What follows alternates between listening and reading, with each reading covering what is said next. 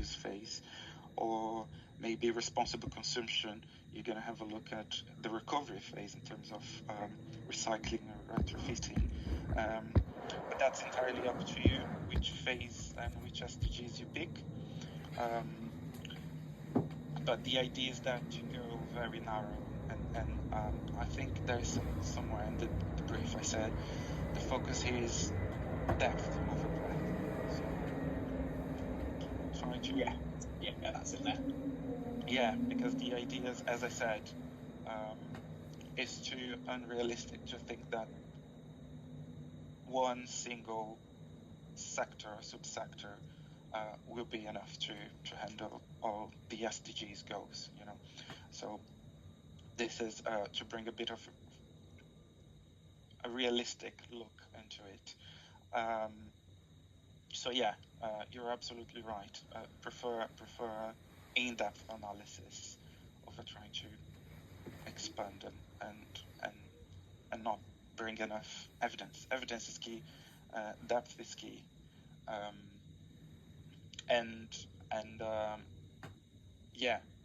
Be real as well. So this is what we are. This sector is able of supporting achieving those specific SDGs. So progress made, gaps, limitations, and opportunities. So that the framework, as I said, is very narrow, it's very well defined. So that gives you a scope to pick the topics and the depth by yourself. Is that clear?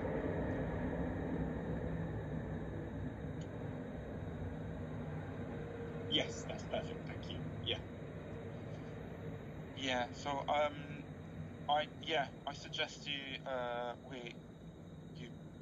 you do this kind of initial research very broadly, and then if you want to discuss the structure of your report on Friday, I'm more than happy to.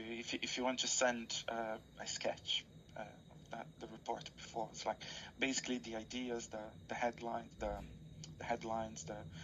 the broad idea of what you're going to discuss in each section. We can discuss over something more concrete.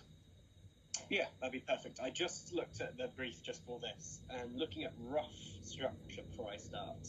So it's 4,000 words. That excludes the executive summary.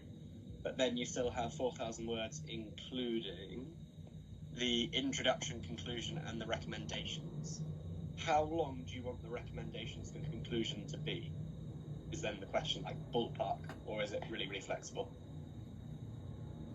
I don't have any strong recommendations on the size of it. There should have been a balance. So basically, your recommendations should be well justified throughout the report, right? So at the recommendation stage, you should be able to link based on the discussion in section 2.4. This is what I recommend. Recommendations are usually not that long in general. But yeah, I don't really have a strong recommendation of how long it should be. Only that for each recommendation that you include, there should be a clear justification in the previous sections.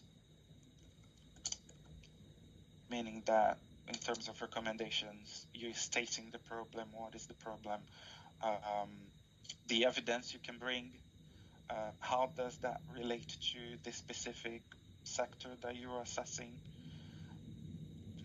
the progress, the limitations, then connecting that to the recommendations in the end.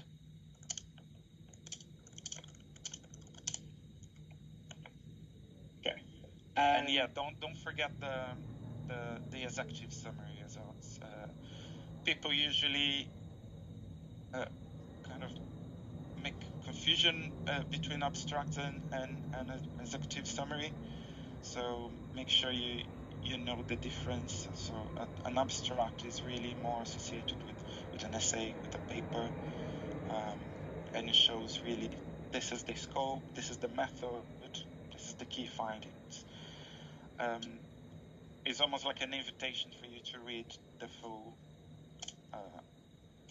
work, whereas the executive summary should be a very concise version of the whole report. So if you think about your boss, your line manager reading the report and has no time to read the whole thing, you should be able to go to the executive summary and have a clear understanding of everything that is in there. So it should be a bit longer than an abstract, but no longer than 1 page.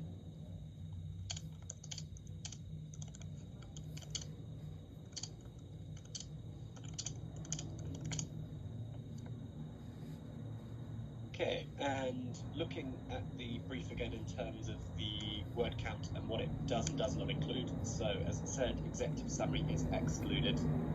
It says footnotes are included, but it's Harvard. So does that mean there are no footnotes, but in-text citations are included or excluded?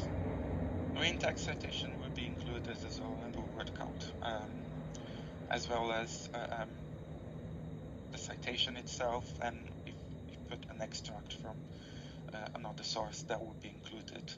So let me find where it is here. Oh yeah, I was just curious because it said it excludes the footnotes, so I wasn't sure if because it excludes footnotes, does it therefore exclude in-text citations? No, footnotes, it's which page are you in? The brief. Word limit guidance, Yeah, word limit guidance.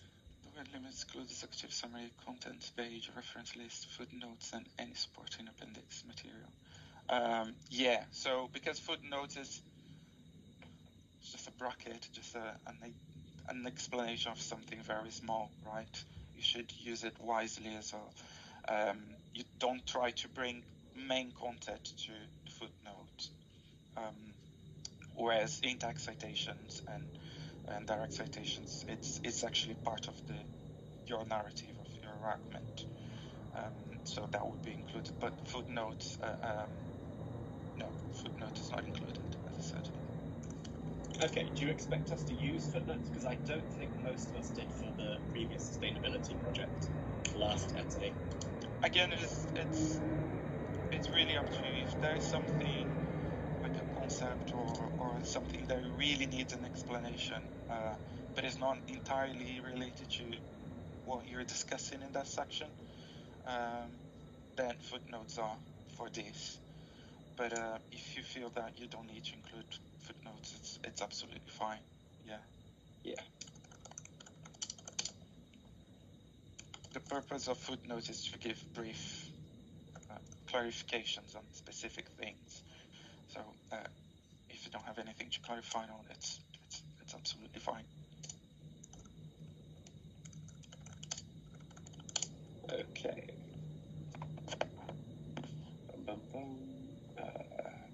What about bullet points as it's a report? The use of bullet points. Bullet points are good when you want to summarize parts of the report.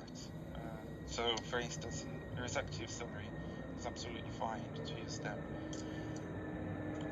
But in the main body, I would recommend you to avoid them,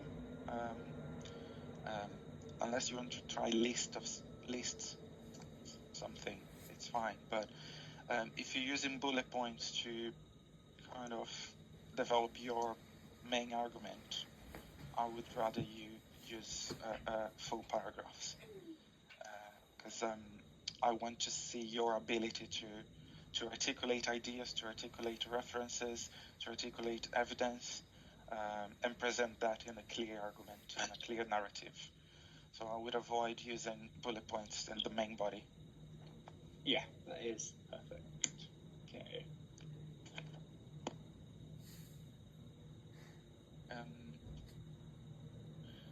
Because it's very bullet points are very tricky, because especially when we are running out of word count. But again, as I said, prefer depth over breadth. You don't need to cover every single aspect of SDGs in that sector. But the one you can really find evidence and support both in industry reports, but also academic literature. Are you familiar with Google Scholar at all? Yes, I did ancient history, so yeah, we've been using that since the start. Yeah. Fantastic. Yeah, that's a really good start in terms of finding academic arguments and even reports sometimes. But yeah, I like, as I said to the other people in the project, it's you're gonna feel the need to, for instance, use industry reports to bring evidence to the discussion, but then when you're trying to advance to progress with your critical argument, you need to find connections with more academic literature, because you don't want to. What you don't want to do is to build your whole argument based on what one specific industry or one specific company is saying, because that would bring biases to your report. So the balance is I bring evidence, whatever I can find from what the industry is doing, and relate that to more academic interpretation of the facts. Yes, you basically, for the critical analysis, you need academic rather than just industry, because obviously the industry will be done by themselves, and they'll want to be more biased. Yeah, exactly. And then in the analysis is your ability to, again, to articulate ideas and perspectives, because you may find more critical points in academic publications than in industry reports. Okay. Are there any other sources you'd recommend using? Because obviously for sustainability we have the big reading list. Is there a separate reading list or anything for this? No, for this one. This is really the starting point is the REN 55 reading list, but also the RIGS report, the 2018 report on advancement with the let me see what it's called. I have it here. I will put the link. Advancing Responsible Business and Land Construction, Real Estate Use and Investment. Yeah, do you have it there with you? I've got the title in the brief. Okay. Yeah, so I will be able to find that online. Yeah, let me copy that for you. And pop in the chat. So yeah, the RIGS report is a starting point as well, because it has a global look into the industry and SDGs. But again, is a global perspective, and in your report you're focusing on the UK industry and more specifically in the UK commercial sector. So it's going to be, the RIGS report's going to be broader than what I'm asking you to do, but it's definitely a starting point. Specifically is the starting point to create this first connection between SDGs and real estate, so you can use that as a foundation for your report. Other than that, it will really depend on which sector you pick. So you might be able to find reports, Savills, CBRE are classic ones.